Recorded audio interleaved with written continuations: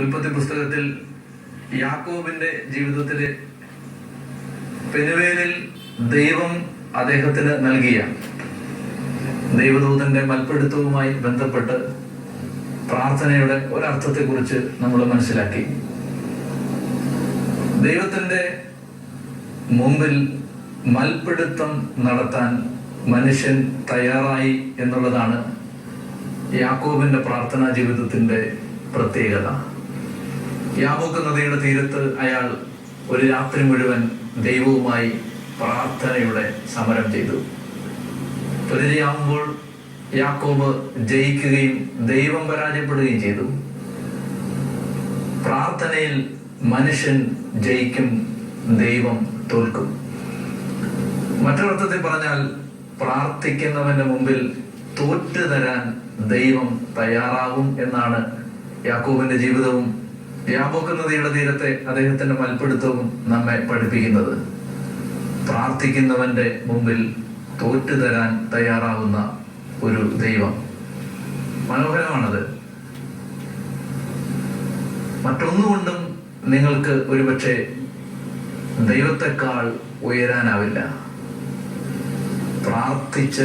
പ്രാർത്ഥന കൊണ്ട് ദൈവത്തിന്റെ മനസ്സ് മാറ്റിയ അനേകരെ വേദപുസ്തകം പരിചയപ്പെടുത്തുന്നുണ്ട്.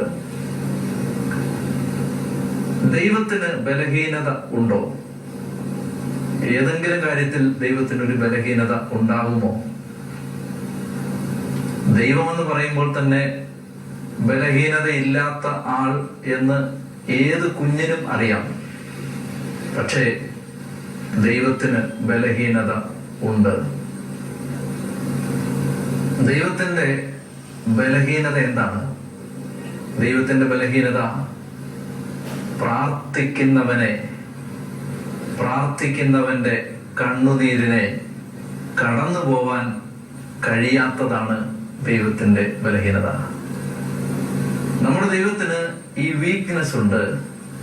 ആ വീക്ക്നെസ് പ്രാർത്ഥിക്കുന്നവന്റെ കണ്ണുനീരിനെ കടന്നു പോകാൻ കഴിയാതെ വരുന്നു എന്നുള്ളതാണ്. ഇത് സ്നേഹത്തിന്റെ ബലഹീനതയാണ്. സ്നേഹിക്കുന്ന ഏതൊരാളുടെയും ബലഹീനതയാണ്. സ്നേഹിക്കുന്നവരുടെ കണ്ണുനീരിനെ, മുട്ടിപ്പായി കരയുന്നവരുടെ കണ്ണുനീരിനെ കടന്നു പോകാൻ കഴിയാത്ത ഒരു ദൈവം. ഈ ബലഹീനതയെ ചൂഷണം ചെയ്ത അനേകം വ്യക്തികളെ ബൈബിള് പരിചയപ്പെടുത്തുന്നുണ്ട്. പ്രാർത്ഥനയുമായി ബന്ധപ്പെട്ട ഒരു രണ്ടാം പാഠം ദൈവത്തെ പരാജയപ്പെടുത്താൻ നമ്മുടെ കണ്ണുനീരിന് കഴിയും എന്നുള്ളതാണ്. ദൈവത്തിന്റെ മനസ്സ് മാറ്റാൻ നമ്മുടെ കണ്ണുനീരിന് കഴിയും എന്നുള്ളതാണ്. ദൈവത്തെ തടഞ്ഞു നിർത്താൻ നമ്മുടെ കണ്ണുനീരിന് കഴിയും എന്നുള്ളതാണ്. ഇതുമായി ബന്ധപ്പെട്ട രണ്ട്